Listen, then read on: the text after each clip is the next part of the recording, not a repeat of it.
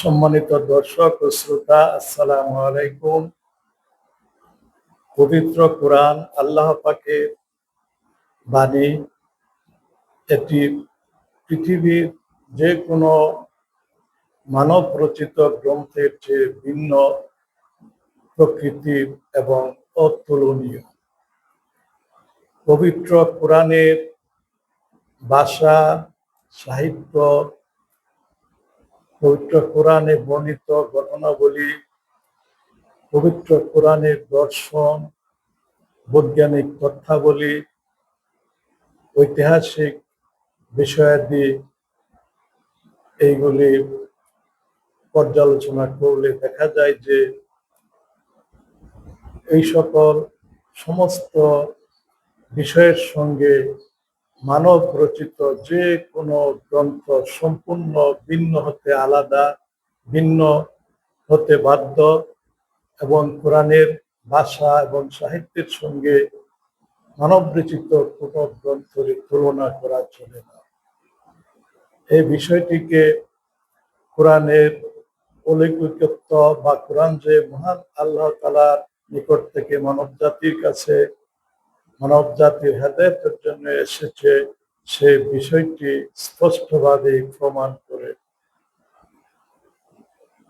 প্রাচীন কাল থেকে কোরআনের মতো একটি গ্রন্থ বা কোরআনের একটি সূরা বা অধ্যায় বা কোরআনের একটি আয়াত রচনা করার জন্য বহু আরবি সাহিত্যিক কবি চেষ্টা করেছেন, কিন্তু পবিত্র কোরআনের সর্বনিম্ন সূরা, সবচেয়ে ক্ষুদ্রতম সূরা কাউসারের 10টি শব্দ রয়েছে।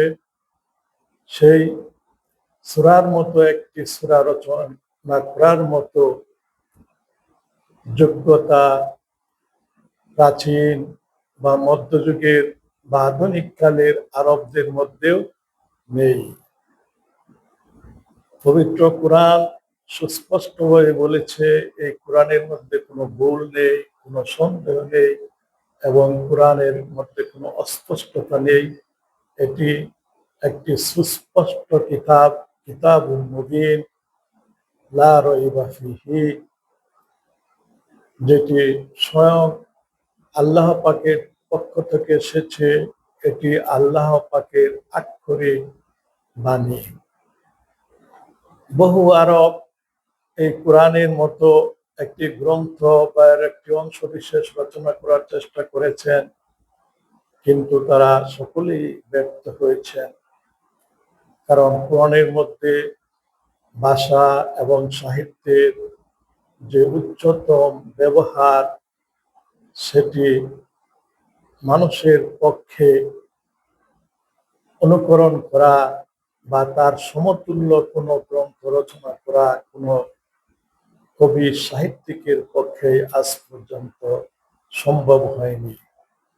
এজন্য আল্লাহ পাক পবিত্র কোরআনে বলেছেন, ওয়াইন কুনতুম ফি রাইবিম মিম্মা নাযালনা আলা আবদিনা ফাআতু বিসূরাতিন মিন মিসলিহি ওয়াদউ শুহাদাআকুম মিন দুনিল্লাহ وادعوا شهداءكم من دون الله إن كنتم صادقين فإن لم تفعلوا ولن تفعلوا فاتقوا النار التي وقودها الناس والحجارة أعدت للكافرين।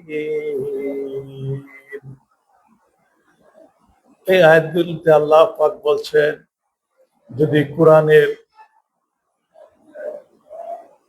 আল্লাহর কিতাব হওয়ার ব্যাপারে তোমাদের কোনো সন্দেহ থাকে, তাহলে কোরআনের মতো একটি সূরা রচনা করে দেখাও, এবং তোমরা এই ব্যাপারে যদি কারো সাহায্য সহযোগিতা নিতে পারো সেটি গ্রহণ করো, কিন্তু সেটি তোমাদের পক্ষে সম্ভব নয়। কখনো এটি তোমাদের দ্বারা সম্ভব হবে না। কাজেই তোমরা যে দাবি করছো এই কোরআন মহানবী হযরত মুহাম্মদ সাল্লাল্লাহু আলাইহি সাল্লামের রচিত গ্রন্থ, তোমাদের সেই দাবি কোনোভাবে ঠেকানো যাচ্ছে না। কাজেই তোমরা সেই দুজকের অগ্নিকে ভয় করো, যার ভয় প্রদর্শন করেছে পবিত্র কোরআন, যে অগ্নির জ্বালানি হবে মানুষ এবং পাথর। সেই অগ্নিকে আল্লাহ তাআলা সৃষ্টি করে রেখেছেন উইদ্দাত লিল কাফিরিন, যে দুজক সৃষ্টি করে রাখেছেন। কাজেই দুজকের অগ্নি থেকে মুক্তি পাওয়ার জন্য তোমরা কোরআনকে হেদায়েতের উৎস রূপে গ্রহণ করো, কোরআনকে আল্লাহর কিতাব রূপে গ্রহণ করো এবং দুনিয়াতে একটি স্পষ্ট পরিচ্ছন্ন ও শুদ্ধ জীবন যাপন করো। তাহলে আল্লাহ তোমাদের প্রতি সন্তুষ্ট থাকবেন। পবিত্র কোরআন মহানবী হযরত মুহাম্মদ সাল্লাল্লাহু আলাইহি সাল্লামের উপর 610 সাল থেকে নাজিল হওয়া শুরু হয়েছিল এবং তার জীবনের 23 বছর সময়কালে এই কোরআন 6666টি আয়াত নাজিল হয়েছে। যখনই কোরআনের কোনো আয়াত নাজিল হইতো তখন নবী করিম সাল্লাল্লাহু আলাইহি ওয়াসাল্লাম সেটি মুখস্থ করে রাখতেন এবং তিনি সেটি সাহাবীদের সামনে তেলাওয়াত করতেন। সাহাবীরাও সেটি মুখস্থ করতেন এবং তারা সেটি নামাজে আবৃত্তি করতেন, রিসাইট করতেন। রমজান মাসে সমস্ত কোরআন মুখস্থ তেলাওয়াত করা হতো এবং কোরআনের বহু সংখ্যক সাহাবী ছিলেন যারা কোরআন মুখস্থ করেছিলেন। আজও লক্ষ লক্ষ সাহাবী রয়েছে পৃথিবীতে যারা কোরআন সম্পূর্ণরূপে মুখস্থ করেছেন। কোরআন যে শুধু মানুষ মুখস্থ করেছে তাই নয়, যখনই কোরআনের কোনো আয়াত নাজিল হতো তখন সেটি নবী করিম সাল্লাল্লাহু আলাইহি ওয়াসাল্লাম লিখে নিতেন। যদি তিনি লিখতে পড়তে পারতেন না, তিনি সাহাবীদের দ্বারা সেই কোরআন লিখিয়ে নিতেন।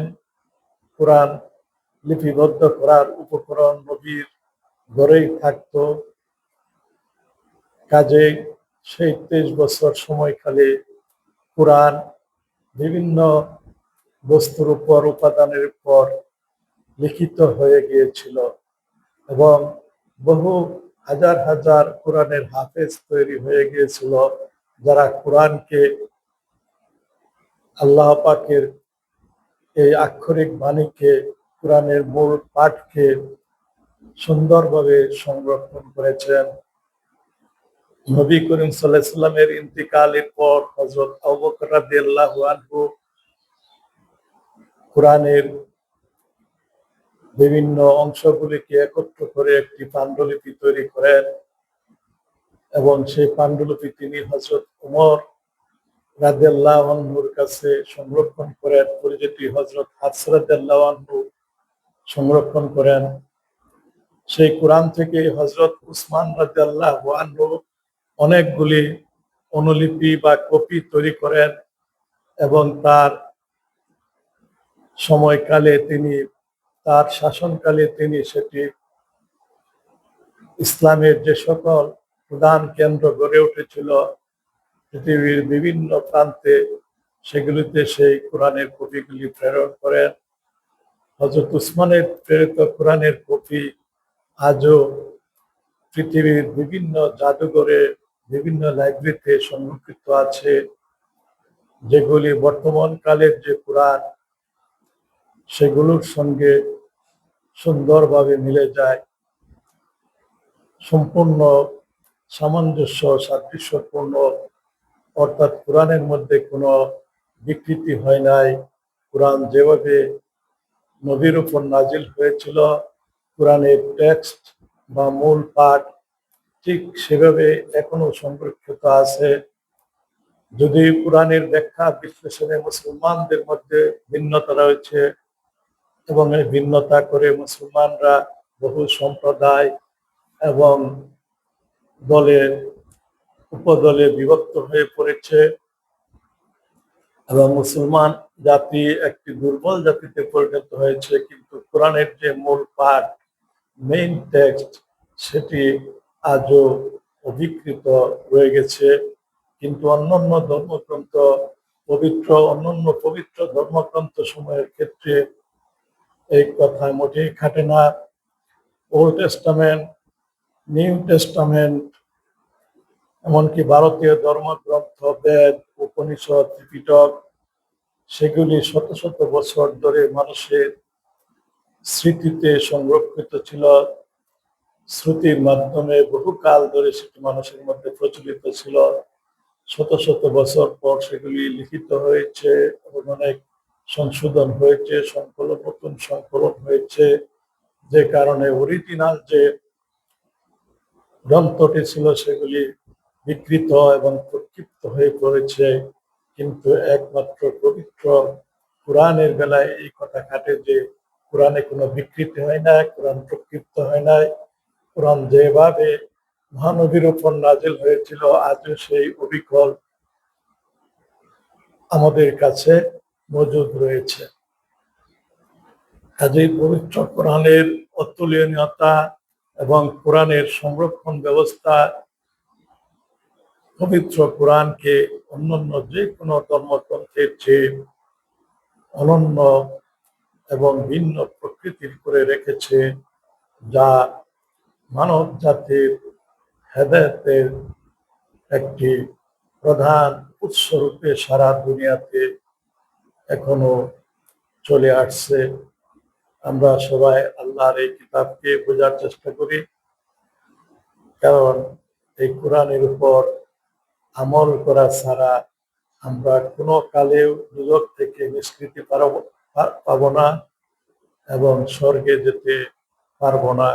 আসসালামু আলাইকুম ওয়া রাহমাতুল্লাহ।